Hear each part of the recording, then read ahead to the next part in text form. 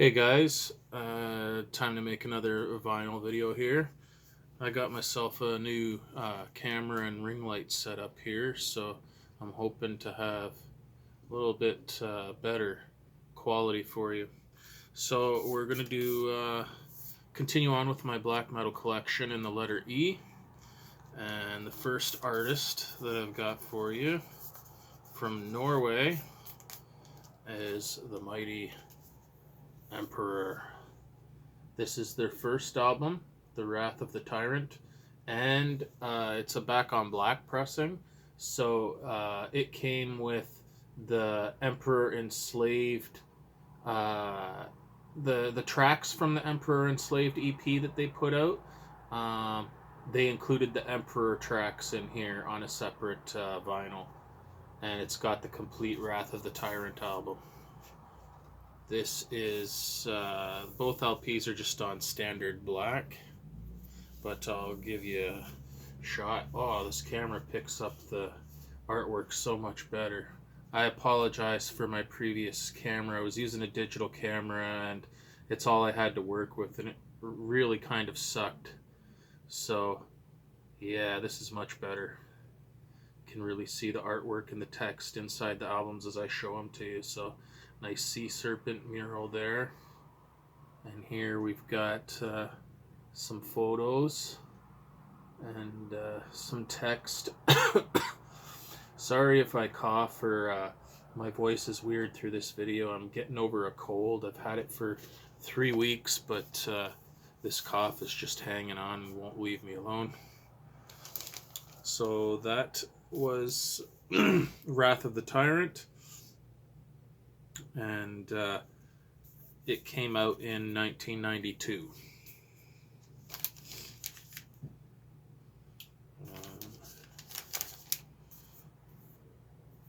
The next release is also by Emperor, and it is my favorite Emperor album in their catalog. So much so that I have this picture on the back of my leather jacket. I like it so much.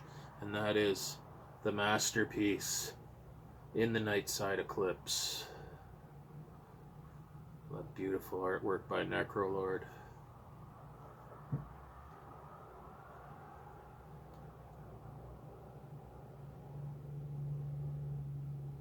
Very, very cool.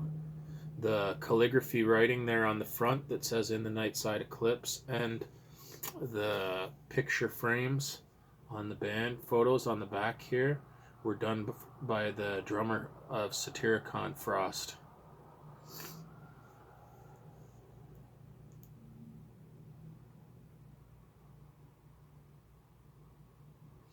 This is the back on black pressing, and it came with the bonus tracks of Bathory's A Fine Day to Die and Merciful Fate's Egypt.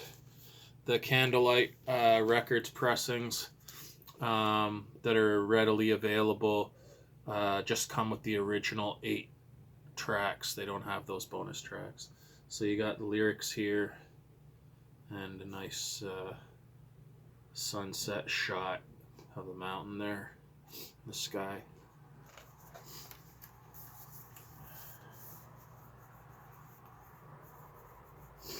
This album came out in 1993, but this version with the bonus tracks was the re-released version that came out in 1994.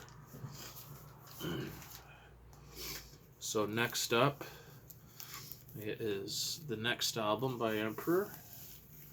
This is a picture disc, so this is Anthems to the Welkin at Dusk. This is, there was a gap in the releases between In the Nightside Eclipse and Anthems of 3 years, and that's because the rhythm guitarist Samoth was incarcerated for some church burnings up in Norway, and he got out and returned, and that was the quickest that they could put out their next batch of songs. So it's got the cover of the album there, and then on the other side it's got the black and white photos and That photo, I believe, is on the inside of the CD version when you open it up. Yes, this came out in 1997. This version is just the original version of the album with the 8 tracks. There's another version that came out with 3 bonus tracks. It came out with 2 songs and then a live track. The live track was Lost in Curse of Reverence, and the other 2 tracks were called Opus Satana and In the Longing Spirit, I believe. That's the version I had on CD back in the day. It was pretty cool. So moving along, we've got the next Emperor album in the catalog, and that is 9 Equilibrium. This is the album that introduced me to Emperor back in 1999.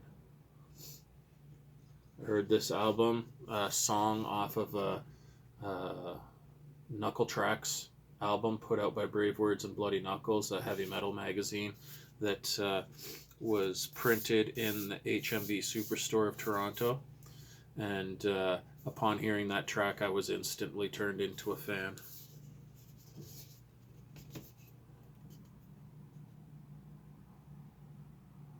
It's inside of the gatefold there.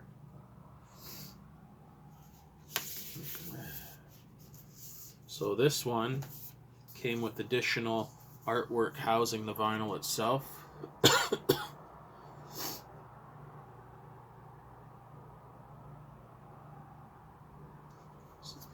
On this side, just lyrics and a little bit of tree trunks and stuff there.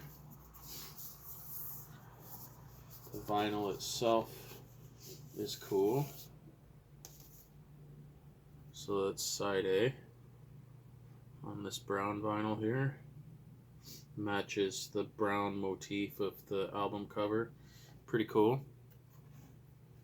And here's side B.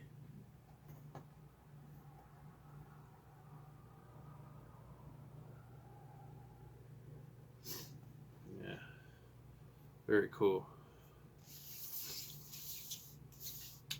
And as I said, this album came out in 1999.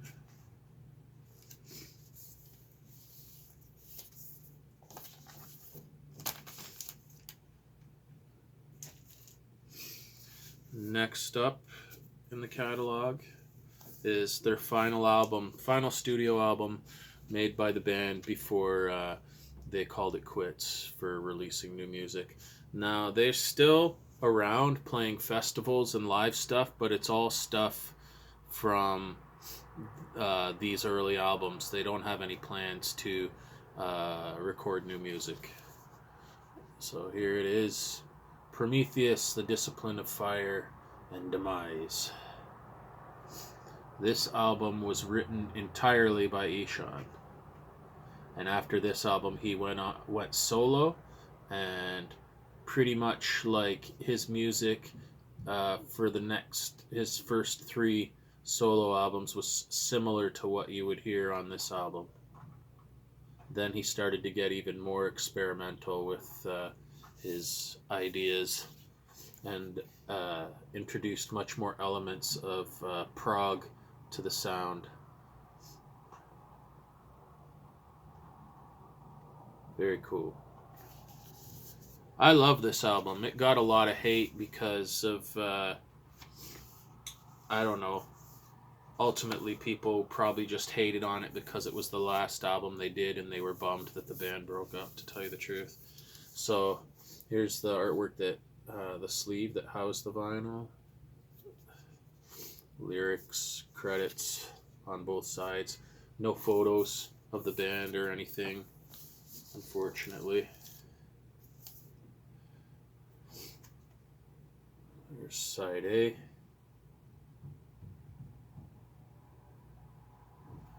And side B.